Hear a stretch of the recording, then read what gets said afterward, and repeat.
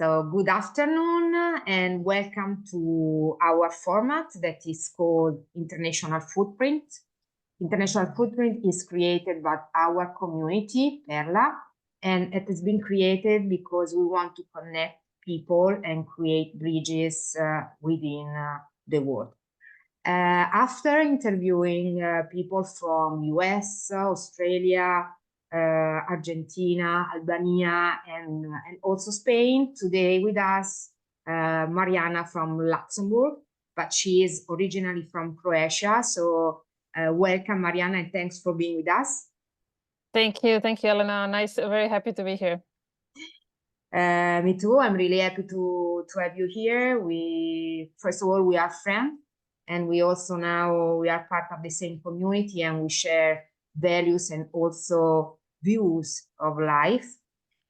Before going in depth in our conversation and all the questions that we have prepared for you, I want to underline something about Marijana, because we have created this format to inspire people from different aspects. And from our point of view, you, Marijana, are an example of how to become a great international manager.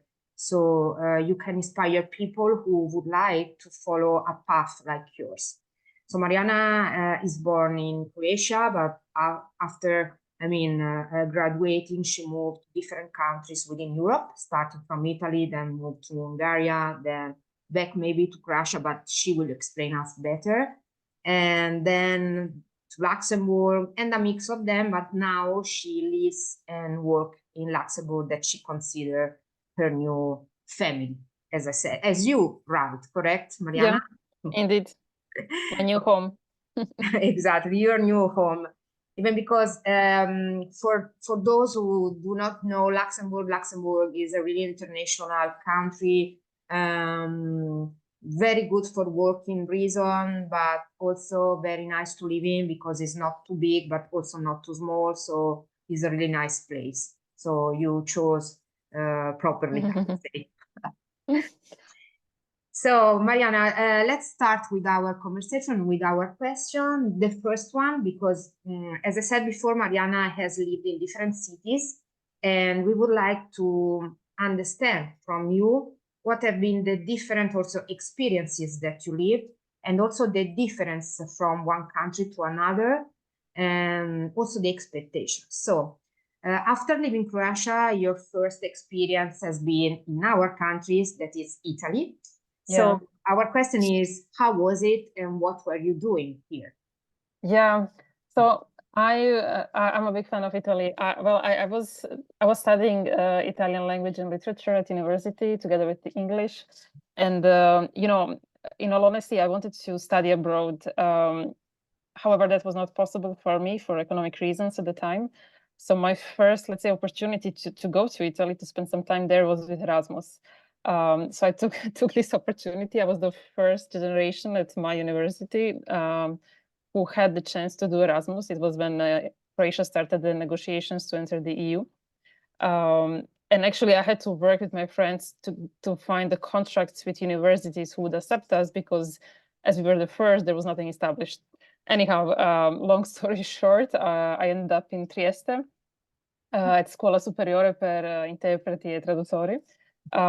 Amazing experience. We spent there 5 months.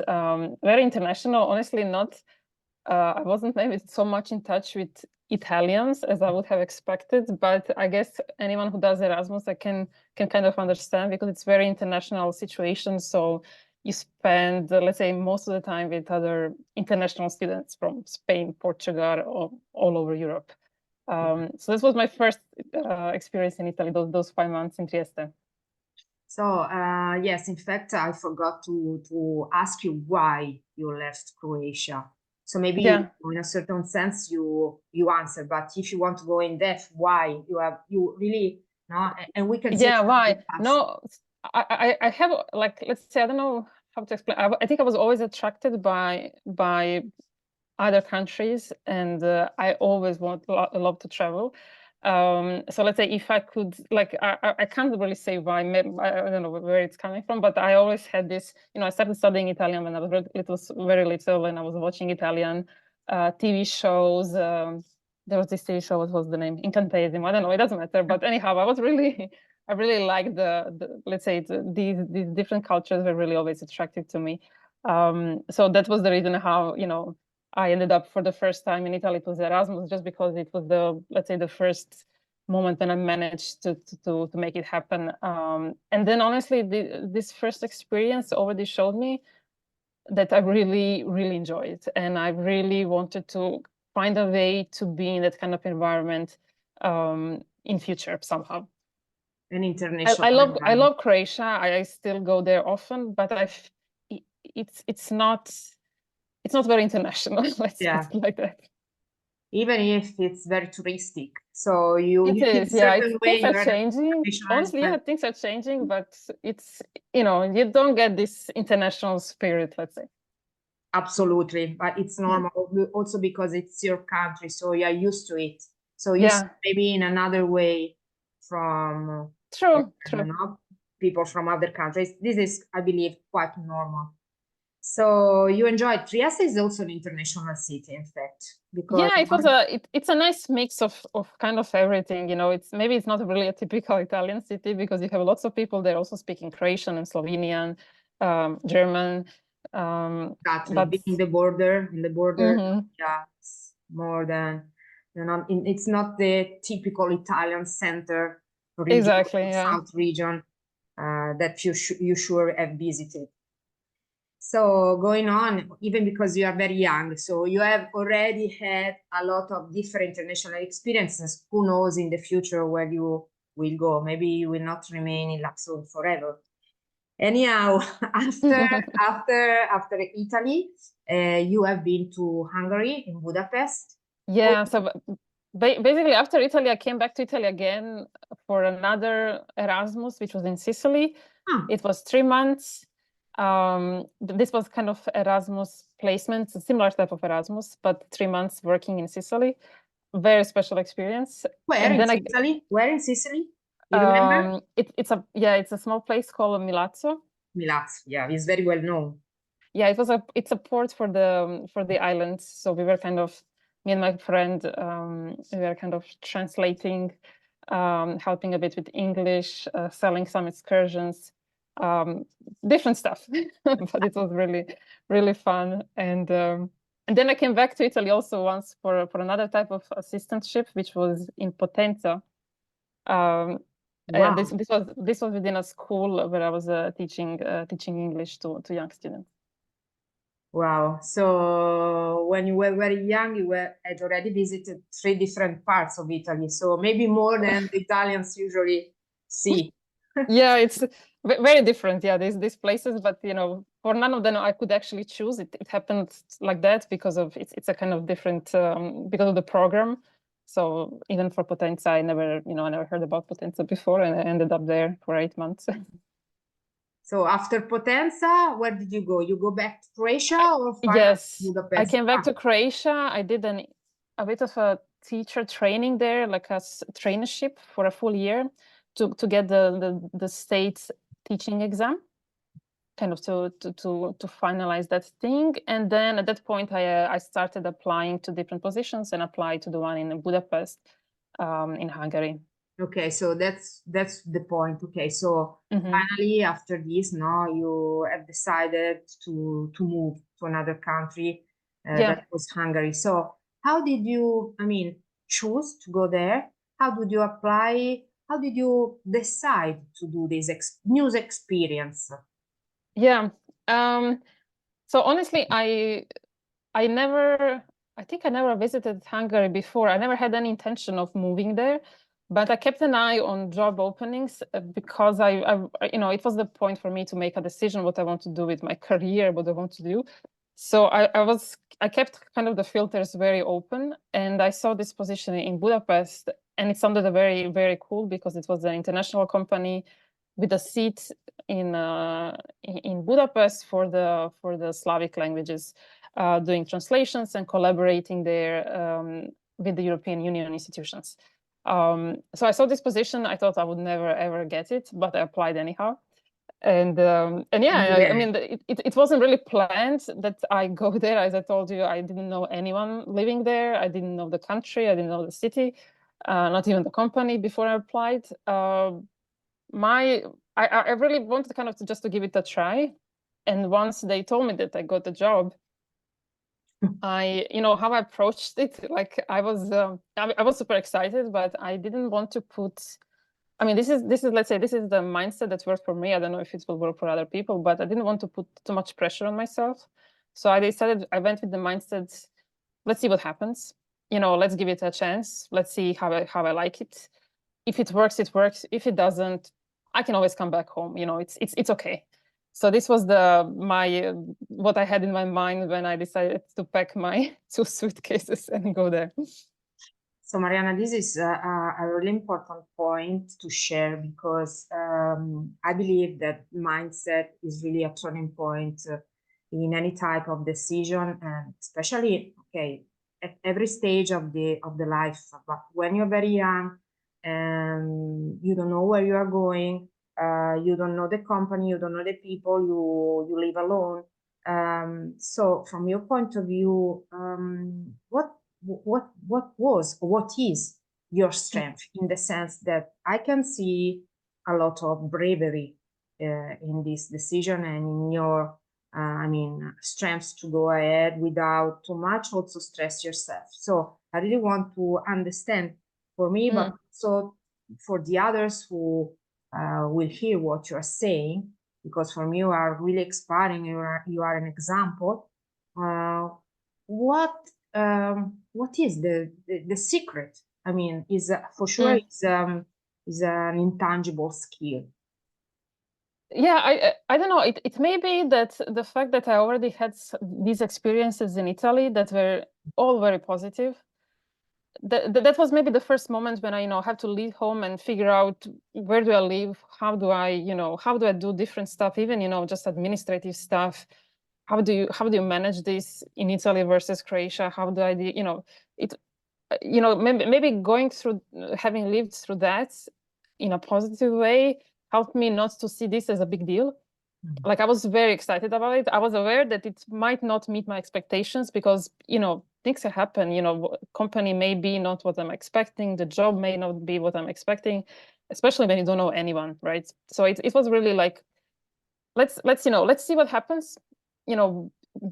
Let's say best option, it works out well and I have a great time there, which is actually what happened. Or worst option, it's not that bad.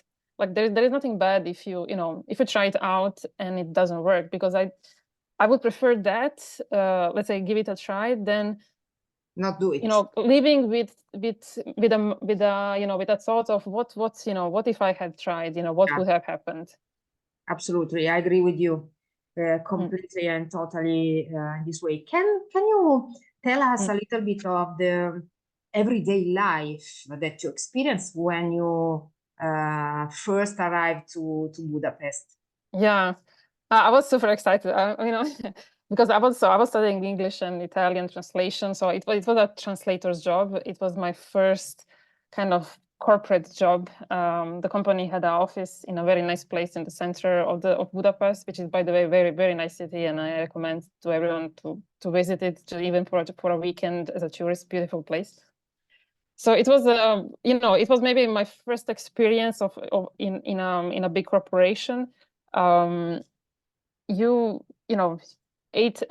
job of 9 to 5, also the first one, because my other jobs were a bit less structured in that sense. It was teaching and maybe translating, so you had the time to organize yourself in a different way. Here it was 9 to 5, and you need to find a way to function. It was honestly, I loved it. The people I met there in the office they became my friends.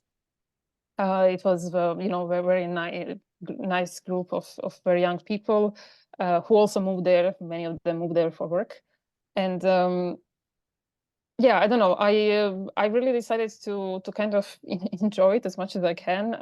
It was some things are obviously easier when you're younger, but because you don't have other maybe things to think about after work. I was really making sure that I have things planned and drinks and trips and, exploring the city and the country with the people I met there. But yeah, I think it's about the mindset, if you go there and, maybe be open to different things. Of course, being open again, and mindset and curiosity maybe are keys, really important, not to in order not to take these opportunities that are really, really amazing. I mean, even if I see that a lot of young people, also the Italians one now, are trying to have this type of experiences more internationally, So it's maybe it's a new trend. When I was here, it was not that in that way. So after, again, you didn't stop there. We know because you are in Luxembourg, so we know that you didn't stop there. But there you were doing a job related to what you have studied, that is translations. Okay. Indeed, yes. Indeed, exactly. So, but then you moved to Luxembourg. Yes. So it happened actually that when I moved to Budapest for this job, it was maybe I was working for 3 months or 3-4 months when I got the message from the European Commission that I got a traineeship in Luxembourg. Now, this kind of traineeship is the one that I already applied maybe 3, 4, 5 times before, and I've never got it. And then they told me that I got it the moment when I got my permanent job. One moment, Marijana, can you stress a little bit more this? Because this thing that you said, it's really important. And again, I believe that the mindset appears again in this. Because Marijana said that she had applied 4 or 5 times while she was doing something else, correct? Yes, indeed. This position. And you never stopped doing. No. So basically, it was one of the reasons why I studied what I studied is because I really like the idea of the EU and the values that it brings. So let's say maybe working for EU institutions was one of the things that I somehow hoped to do at some point in my life. So what I did, the moment when I met the minimum eligibility criteria for that, I started applying for the traineeships in the European Commission and European Parliament. As you can imagine, it is super competitive. They get thousands of applications. So I wasn't really discouraged by being rejected over and over. So I applied, I think probably 4 or 5 times. And I remember because at that time you really had to submit papers, bring them to the post, pay for this shipment. Now it's a bit easier. But it was like I just kept applying. So you never quit the idea, you never left the idea. No. And then it happened. Yeah, it happened actually, at what, it didn't seem like a good timing because I just started my job and I was really enjoying this new job. I did that. What I did at that point, I decided to speak to the management because in a way, my work in Budapest was closely related to working for EU institutions. We were translating for them. So I explained them what my situation. I told them I'm super excited about the job. I don't want to lose it, but I'm also very excited about this opportunity, and I wanted to see if there is a way for me just to go for 5 months to Luxembourg and then return to do my job. Because it was temporarily the job. It was a 5-month traineeship at the European Commission. Okay. Yeah, and to my surprise, they kind of accepted my proposal, even though for them it meant hiring someone only for 5 months to replace me. So it was very kind of surprising, but I was extremely happy because I get to do both. I get to keep my job plus do this traineeship. So that's how I first ended up in Luxembourg. It was 2015. It was these 5 months in Luxembourg, European Commission. And then How was it? How was it? It was like you were thinking of it? Or was it was let's say it was more intense than maybe I was expecting. It was really a lot of work. Even though I was a trainee, I was really working full time, translating like as if I was a standard employee. But at the same time, it was super fun because we were a group of 50 trainees. It was maybe similar to Erasmus, who arrived here at the same time. We were all 4 here to do the same thing. Well connected because it's let's say it's a type of traineeship that they do twice a year for many years. So it's kind of well organized. lots of trips, lots of networking, lots of parties, lots of, you know, fun stuff for young people. Yeah, I really recommend this to everyone. And it was also, you know, when I was applying for this traineeship, I was hoping you can't choose if you get Brussels or Luxembourg. I was hoping it would be Brussels because I had some friends there. In Luxembourg, again, didn't know anyone. But I ended up getting Luxembourg. So there I was for 5 months. So you have stayed there for the first 5 months in Luxembourg of your life, and then you went back again. I went back to Budapest, to Budapest to continue the job. Yes. Okay. And then how much time did you stay there? How longer? It's I think for 2.5 years more or 2. But basically until so I was in Luxembourg 2015 until 2017, the May. Until 2017 to Budapest, and then again to Luxembourg. This is amazing. So what happened? Why you moved again? Because you received, I don't know if you applied or you received a request from another very big company, US-based company that is called Amazon. This is clear. Yeah. So so I, you know, when I was living in Budapest, obviously I really liked my life there. At the same time, I didn't feel that this is the place where I see myself long term. It was kind of still like Erasmus life, and one of the reasons is maybe because Hungarian language it's a bit difficult. It's hard to really integrate, at least it was for me, to really integrate in the country. Like there are lots of expats, so you have lots of, let's say, English-speaking community is very big and lots of I made lots of friends. But at the same time, it kind of didn't feel like a place where I really long-term I see myself. You wanted to be.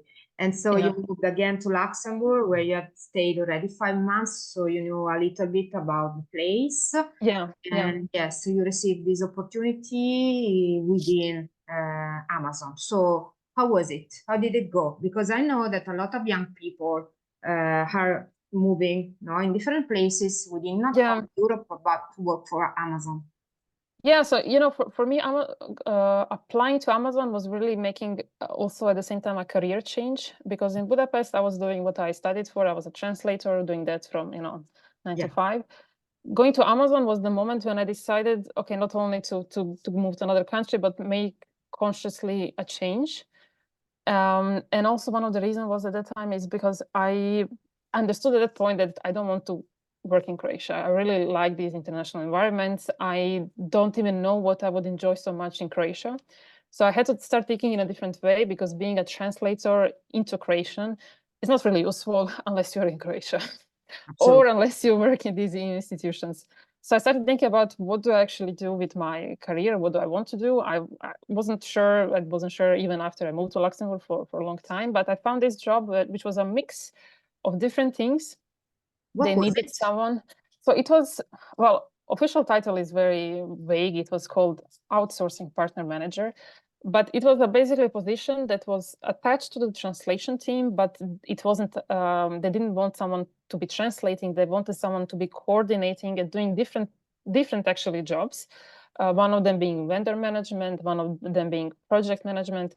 Hiring was also part of it.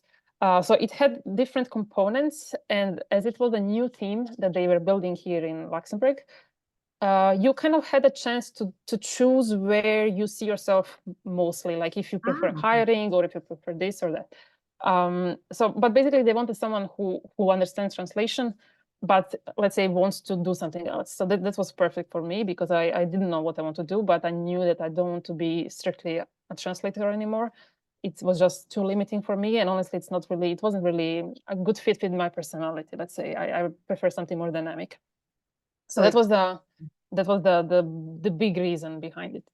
Yeah, and related to all these different parts of this job, which one did you recognize that was fitting you better?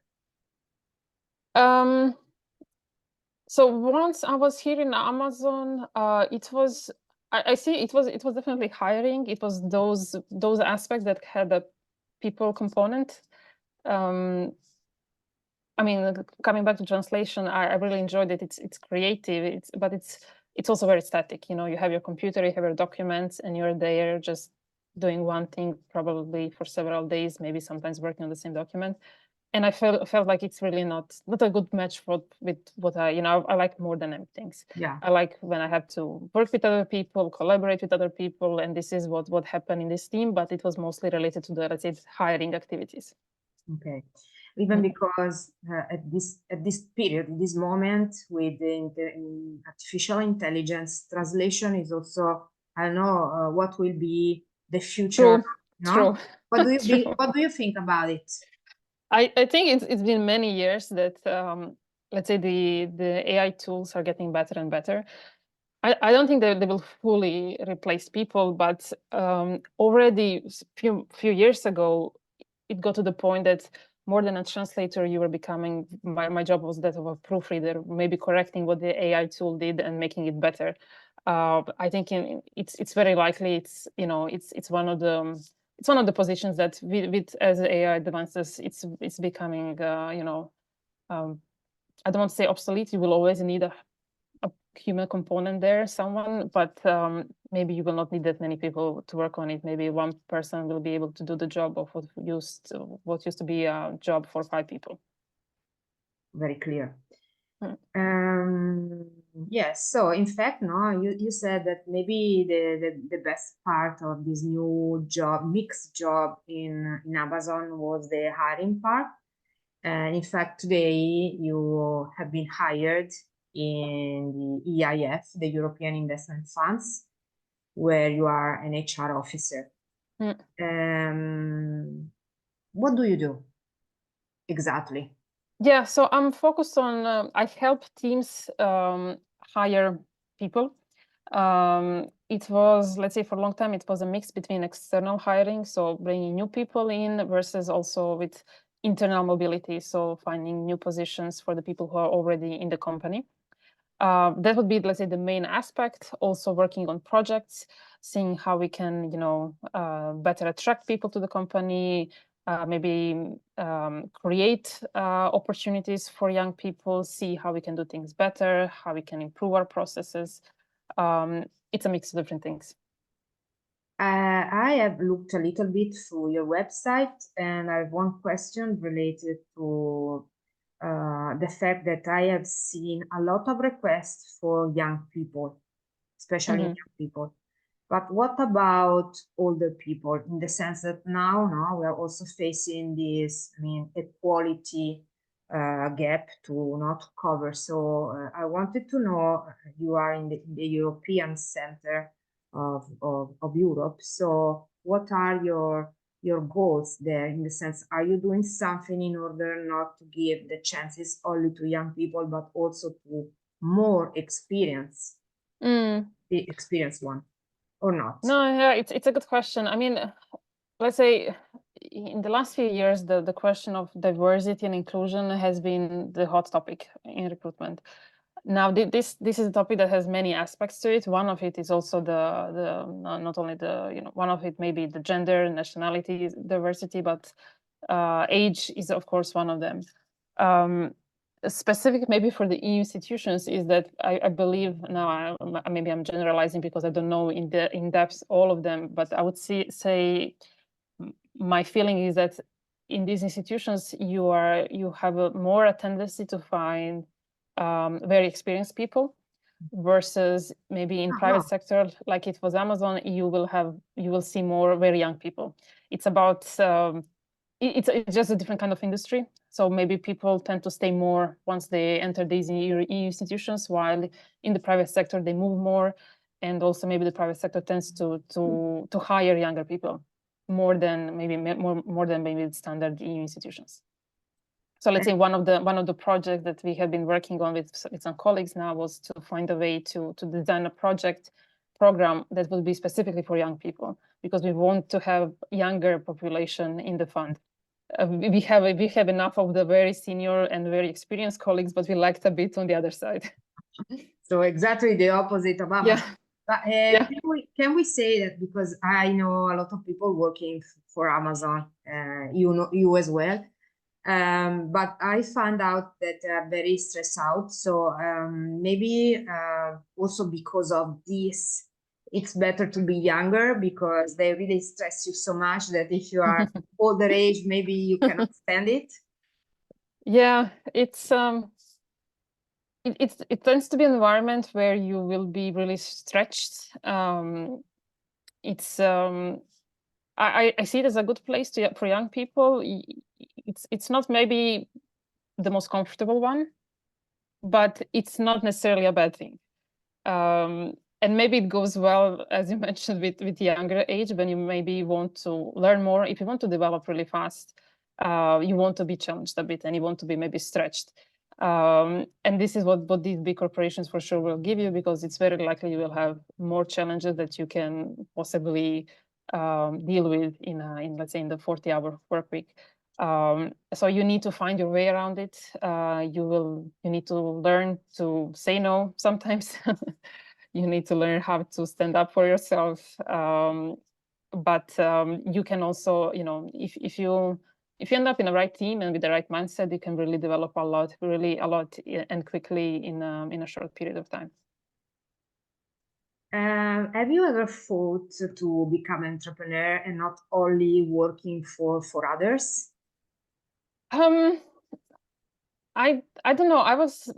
I think I don't, not really. Like I think with these career changes that I did so far, they were kind of bringing me enough challenges already. I don't exclude that maybe at some point in future I start thinking about something else. But currently I'm quite happy with what I do. Yeah, who knows? Who knows, correct, who knows. And also because the market and everything goes so fast and that the Yeah. changing is everywhere, and it's really, really difficult to foresee the future. In Yeah. fact, very difficult. In fact, one of my two last questions is related to this object, in the sense you are an HR officer in one of the most important institutions in Europe. So maybe you have an overview, a deeper overview compared to others. So my question is, what are, from your point of view and what you've seen, the most requested job in this period and in the future, if there are? It's a tough one.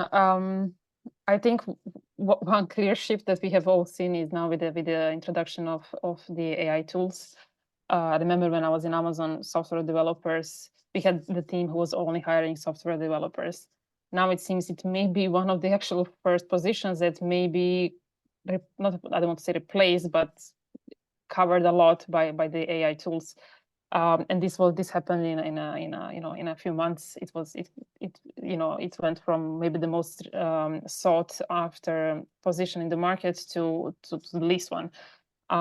It's hard to see where this will bring us. I think, and I don't know what's going to happen, but what I've seen in these in my experience so far in HR and in recruitment is that some things are actually constant, and are important to keep in mind regardless of what job you choose or what career you choose. And it's not necessarily related to the hard skills, because hard skills, of course, depending on the job, you learn this at university and you develop it. But the soft skills is the one where I see very, sometimes very competent people don't pay enough attention to when they're interviewing or when they are, thinking about their career. Especially, let's say looking at big corporations, there's already a trend to maybe focus more on people's attitude and willingness to learn rather than on their diplomas. So I think not only Amazon, but I think also Google, they have their own academy sort of, and training centers. They're willing to train you, but you need to show the right attitude. You need to be, you need to come with the right mindset. So this is something to keep in mind, especially as you mentioned with with the AI coming. We just don't know what the future will bring, but for sure we know you need this willingness to learn. You need to keep this curiosity. You need to be able to change. and be open to changes, because whatever you do, it will be, my job today, I'm quite sure in a year we're already doing some, improvements in the tool that you're using. It will look very different already in 6 months, and then in a year or two, who knows, right? So you need to be aware of it and be open to it. Yeah, be open to it. Yeah, and be open to it. So yes, curiosity is one of the most important strengths. I can tell you one thing that happened to me in the year 2000. So it's already 24 years ago. With a group of entrepreneurs, we were at the house of Luttwak, who is a famous economist. And 24 years ago, he has told us that in the near future, we would have changed our jobs every 5 years at the maximum. And meanwhile, we should have learned completely new stuff, new activities, new subjects, because no one knows where exactly the economic history will take us to. So it was already there, at least the one who are running the world knew it already, that the fact. Yeah, and it's not necessarily a bad thing. I mean, even with the introduction of these new tools, you will always need maybe some positions will not be needed anymore, but new ones will be needed. You will need people who will know how to manage them, how to interpret them, maybe how to make them better. Absolutely, absolutely. We will see it. Of course, we have to be very open-minded, flexible, and curious for sure. Yeah. So before closing our interview, Marijana, can you provide to young people that will listen to our interviews some advices related to maybe those soft skills that you were talking about, in order to be like you, in the sense, not being afraid, be brave, be open, trust the trust the life, I would say. So yeah, I can share maybe a few things that I've seen being continuously looked at during the interviews, that are they're not hard skills, because this really depends on each position, right? But I've never seen, let's say, a hiring manager saying someone that for any position, that clear communication is not very important. So obviously, depending on where you want to live and work, different languages may be important. I'm based in Luxembourg. I don't speak Luxembourgish nor German. I'm studying French, but English is my working language, and for many corporations here, English is enough. Obviously, if you speak more languages, it's better. It's always better. But I think this little bit of starting point, depending on where you want to live. I know that if I was living in Germany, I would really need to learn German. Even if you work in international corporations, so let's say communication, structured, clear. I would say then team spirit, because even if you have your own projects, you will always need to work with different people in different locations, from different cultures, different mindsets. You need to learn how to work with people and do things together. One more thing, maybe this one is more coming from Amazon, but also I think it's important for any company, is to be open to receive feedback, even if it's maybe not a good one, or not the one you are hoping for. Use the feedback to improve. Don't take it personally, because it's, at the end of the day, we all make mistakes, especially when you're young, but even later on, we all make mistakes. And I think if you don't make mistakes, you're probably not learning or trying something new. So don't take these things personally. Just try to improve, hear out what people are saying, and be open to be challenged, be open to learn. And I think if you have this kind of mindset, it's very easy to work with people, and it's very easy to, let's say, to have a better or a nicer career, I believe. So Marijana, yes, I totally agree with you.